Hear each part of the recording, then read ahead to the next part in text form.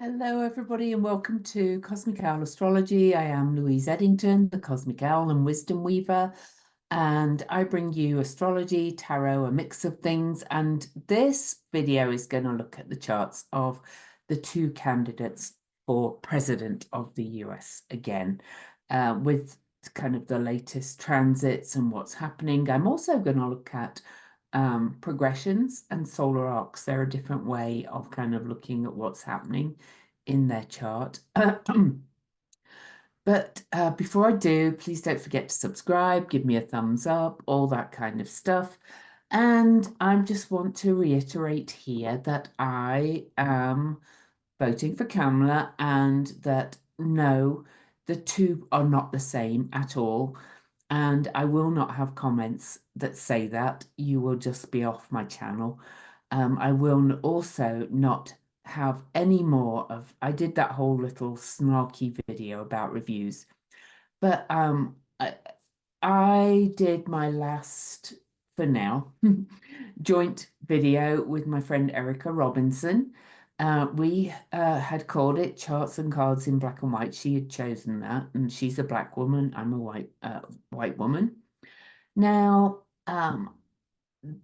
she has decided to end our little collaboration for now. We will do other stuff together. We're still friends, and I totally get it.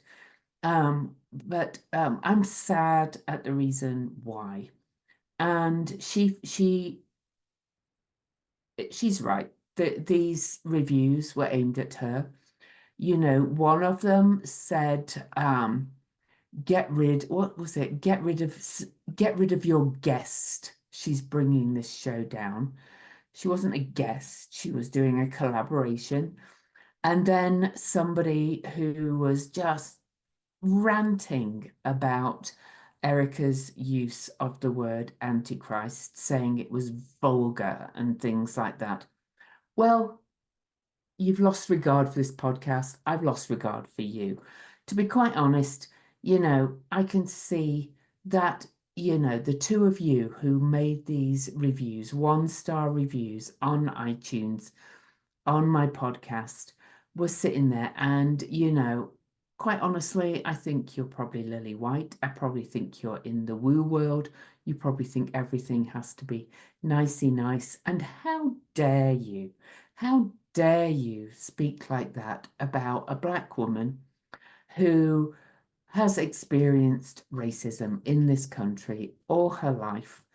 And she has every right to be angry at a man who is now saying things like immigrants will just walk into your house and slit your throat and stuff like that. That man is a racist out and out. I'm not allegedly. There's much evidence of his racism.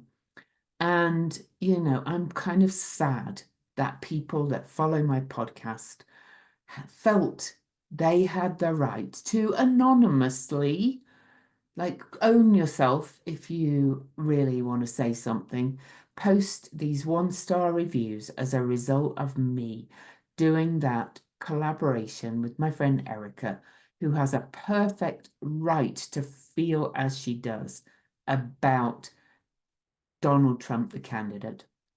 So got that off my chest. But, unfortunately, I cannot delete iTunes reviews. So I'm just thinking of not sending my podcast out to iTunes anymore. On YouTube and Substack, I can block people and things like that. And, I'm done with people. Done, done, done. And just to kind of put my stall out as well while we're going into this election, so close now, recording this on where are we? October the 8th. Oh my God, I think it's 29 days. But anyway, I also will not tolerate any, because I'm going to do another video on the hurricane. I will not tolerate any theories about government controlling the weather and targeting red states and shit like that. I'm just sick of this. And yes, I'm an astrologer, and I'm going to look at the two charts for the candidates, but full disclosure, I cannot stand Donald Trump. He is a dangerous, dangerous person.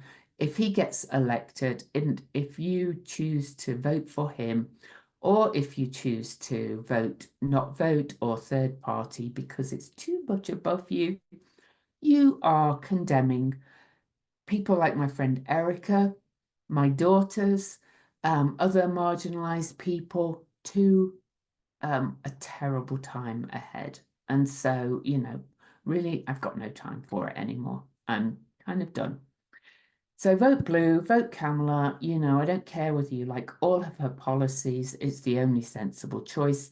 Don't vote, go and vote Jill Stein. She can't win.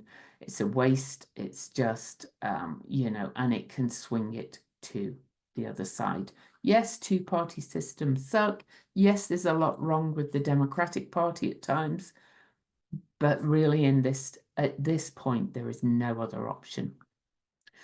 Saying that, I am going to try and be a little bit um, non-partisan. I'm not non-partisan at all.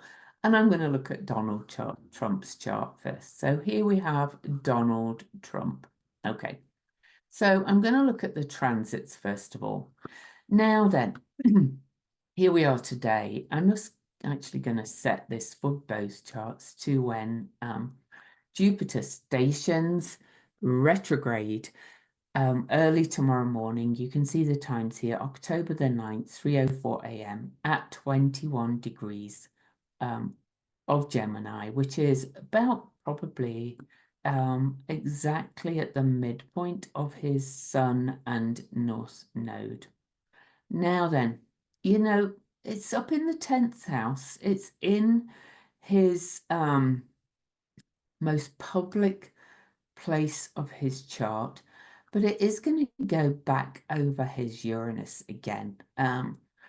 So I actually kind of think, the public place, Jupiter going retrograde in Gemini, is kind of going to reveal more about him to the public. And funnily enough, there's just been a book published by Bob Woodward, the guy who, Watergate and all that kind of stuff. Excellent reporter who has reported in this book that the Donald has spoken to Putin 7 times one-on-one since he left the White House, which is very weird and suspicious. He also, of course, called him my friend Putin to Zelensky when Zelensky was here. But also, when we were at the height of COVID, he sent a whole shipment of the top COVID tests to Putin. And Putin was like, oh, thank you. Great, we've got them, but don't tell anybody, because he knew that, that was just kind of a real betrayal by the president to just divert tests that were for the American people to him. So Jupiter retrograde going in here. So yeah, but it's opposing his moon exactly. And interestingly, if you've watched my hurricane videos, he lives in Florida. His main residence now is Florida, Mar-a-Lago. And Hurricane Milton is headed to Florida. Now, this is not a suggestion that's going to take him out or Mar-a-Lago out. But I do think that, how everything happens is how everything happens. And so the Hurricane Milton is on his moon, which is right down here in his 4th house of the home. You can't make this up. Now, it's also square to Vesta, Vesta in Virgo. Vesta is kind of, to my mind, in Virgo, it really is kind of that priestess energy, that divine feminine energy, which really Kamala kind of represents. So, and then this is the Jupiter station and her, asteroid Milton are also square, the midpoint of Saturn and Neptune at 20, almost 21 degrees Pisces in his 7th house. And I will say that, all these retrogrades in his 7th house have been revealing to us a lot of his corruption. So and this is a mutable Grand Cross. It's affecting both charts, but I think it's important for his chart because I think it's going to reveal even more about who he truly is. And Jupiter in Gemini going to change a lot of people's minds. As well, Mercury transiting is going over all his Libra energy in his second house of self-esteem. So I really do think we're going to find out. Well, it's actually, as Jupiter stations retrograde, it's on Speaker, and Speaker is in, or Spica is an interesting star that's to do with Israel. So I kind of think his stance on Israel is, I know a lot of people don't like Kamala's stance on Israel. Ah, he's like fully in for Netanyahu. He's one of the autocrats that's, kind of seizing power right now. So that's that for a start. But also, as Jupiter stations retrograde, we've got Mars going over his Saturn and Venus soon, and then moving into Leo. I think Mars is in the shadow of the retrograde now. I think Mars going. This has always been a difficult point for him. His Saturn with women, particularly. I think Mars going retrograde back over that, going over and then back is not so great for him either. Though you could say it could mean stepping up into leadership and taking her out. I kind of don't think so, but we'll see. Then the transiting North Node is on Eris. Like, no, that is like, truth telling, pulling down that picket fence of what he's really up to. There's probably more in that book of Woodward's for all I know. Chiron is actually on his Hygeia. So I think his health is actually struggling a little bit as well. So, we've got that. Also, we've got Pluto stationing direct right at the cusp of his sixth house, moving into it. And really kind of that's going to change a lot of things for him. So there's probably more I could talk about, but I want to, it's mainly that mutable Grand Cross to Jupiter. Oh, but I did want to mention that Uranus and Algol are about to be conjunct again. Uranus is moving towards Algol, and the first time was the assassination attempt, and it's square his Mars. I'm not saying there's going to be another assassination attempt. What I am saying is going to be some more shake-up, some more turning points and changes. So let's look at his secondary progressions and see where that is, because I think transits alone don't tell you enough always when we're really trying to get this granular. Now then, okay, so with progressions, I'm not going to explain what they are, but we normally only look at the faster moving energies. So, we've got his moon in Scorpio in the third house. So he's feeling very sensitive to all his secrets coming out. And I think his secrets are coming out. Nessus is opposing his, or his progressed moon is about to oppose his Nessus. Truth is coming out. The buck stops here. Everything is being revealed. Then as well, though, even though I would not normally look at this progression, I am going to say that his progressed Uranus has moved from 17 Gemini to 21 degrees, 29 minutes of Gemini, and is opposing his moon. And I think we're going to be shocked by some things we find out, but also the things that are coming out of his mouth. Really? What? Venus is on speaker. He's in the weeds with Netanyahu too. And I totally, I get that you want Harris too. put the arms embargo, but it's a binary choice here. And, he's in it with, I mean, he said he wanted Netanyahu to raise Israel, sorry, Gaza to the ground. So now then, one other thing, directed solar arcs. All right. These are strange things, and I found them to be hugely accurate to the degree. Now, we already know that Algol, the Mars-Uranus Algol conjunction affected him. Look at his Algol by solar arc. It's on his Pluto. The raging divine feminine, kind of, perhaps taking him out. Let's have a look at anything else. These are very kind of tight and specific. It was really that one that jumped out at me to the most part.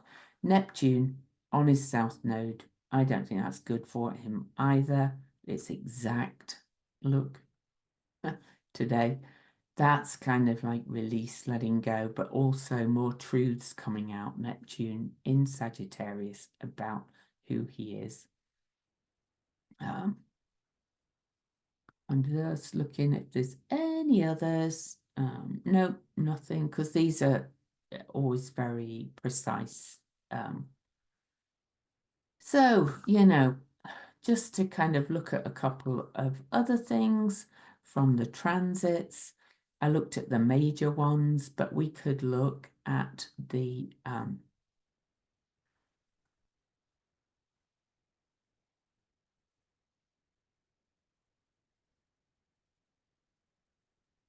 on the 17th, we've got a moon opposing the sun here. That's in his 8th house. That could bring out deep revelations as well. And it's aspecting square to his Venus Saturn. This next full moon is not great for him either. On October the 17th, it's 24 degrees square his Venus and Saturn. So, it's kind of like the divine feminine, or women, if you like, as well, are just coming to get him. Then we've got November the 1st, just before the election. We've got a new moon right on his Cariclo, but opposing that Nessus. The buck stops here, revealing abuses of power. It's all coming out. It really is. And then one last thing is November the 5th, because I realized I didn't actually look at that with his chart with Erica, because I was a bit discombobulated about anyway, I talked about that at the beginning. So on November the 5th, Jupiter retrograde is on his north node, but I think that's kind of going to bring him a real change of direction. And he's going to have to seriously think about his future. Remember that Jupiter is kind of like the judge, the king of the gods too. So there's all that little stuff going on. Mars will have moved into his 12th house on the election. That's kind of not so great for him. It's heading towards his Pluto, doesn't quite get there. I'm just looking at just the energy of the day. We won't find out till the moon's in Capricorn who's won the election, or at least the preliminary results. They're not certified. I can look later at when the Electoral College certifies and things like that. There's not a lot different jumping out at me. The new moon is probably pretty big for him, so going back to that. All right, so there's the new moon opposing his Nessus. Square his Pluto too. He's not going to win. I don't think so at all. And I've long felt it, and he's not going to win. All right, so let me, I thought I had Harris's chart. Let me get Kamala's chart up. There's an interesting thing here, though. I'm going to use both her original chart and a rectified one that somebody shared in a group I'm in. So I'm going to get one up first. So just the one that is the one that's according to her birth chart. Okay, so select one. And I'm just going to open the other one because I want to have it there handy. And I want to talk about this rectified chart a little bit. So it doesn't make much difference, to be honest, to the election, but it does make a bit. So I'm going to talk about that. So anyway, this is Kamala Harris's chart. In the middle with the transits now round the outside. Let's go to the Jupiter station. So, oh, no, that's the station direct. So let's go to the Jupiter station retrograde, 21 degrees Gemini in her 12th house.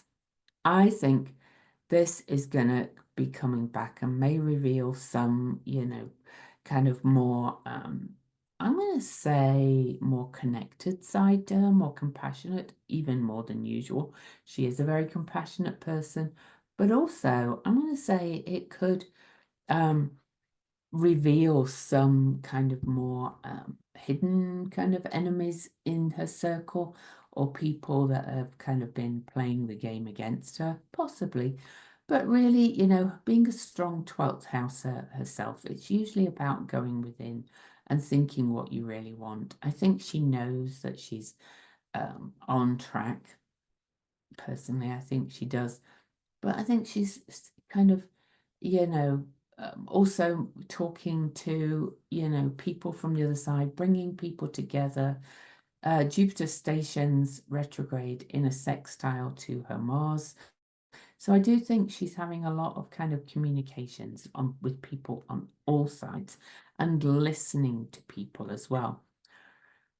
So I quite honestly think that a lot of people, but she's also doing a lot of press. So it's Jupiter retrograde. She's going back and doing all the press circuit that people have been going, we don't hear enough from her. All that kind of stuff. Now, I've talked about the Saturn retrograde going opposing all of this before. It's her second pass. She's heading to the third pass. She's done this before, and she's done it in the past, Saturn opposing all of that.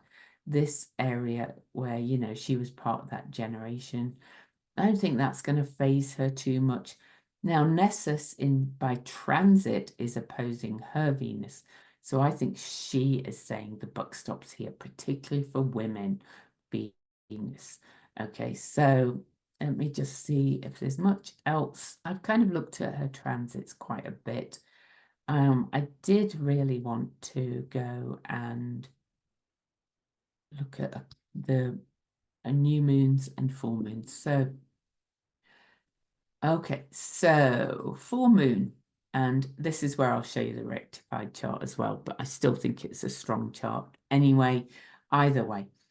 So because she has a Saturn at 28 Aquarius. I'm actually just going to show you the rectified one. This would make it even stronger because the rectified one puts Jupiter stationing retrograde right on her ascendant. So people are taking another look at her. People are going in and going, oh, I didn't realize this about her, and this kind of stuff. But let's go back to the more commonly used chart. So the full moon on the 17th, we have a full moon that's right on her full moon. Okay, so that to my mind really kind of, she's having what you would call her lunar phase return or solar arc, solar lunar arc, because it's a full moon on her full moon. They're very close by just 3 degrees. It's got Eris shaking things up, revealing things. She's middle class or working class, whatever you want to call it. She's going, it's our time. And the sun over here on her sun, on the full moon. So the last new moon right before the election, and then so November the 1st. On November the 1st, we actually have a new moon at 9 degrees of Scorpio. And let's look what that's doing for her chart. It's actually not aspecting much stuff, but it is in her 5th house of joyful self-expression, play, fun, but also kind of taking a risk and leadership. Not much going on there really there. So let's go and get her progressions up.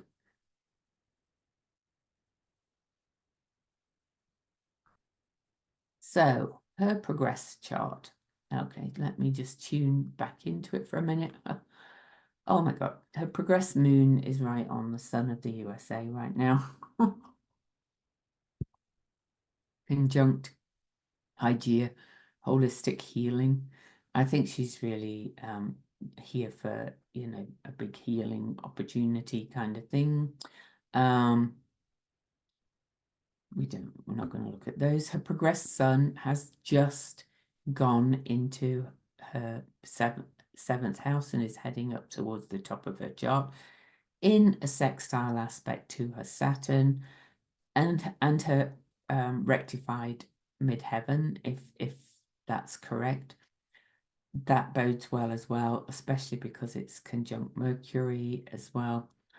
By progression, I don't need to go to the dates. We're getting a lot of things here. But a progressed Mercury is on her south node. She's kind of really come out as a speaker. She was not known for her speaking abilities before. But let's look at those solar arcs. Okay. Solar arc directions. That's moving the whole chart a day for a year. And I did see something significant here, and I just can't quite remember what it was. So bear with me while I come back in. Her solar arc Jupiter and Algol are coming up to square her natal new moon, full moon, and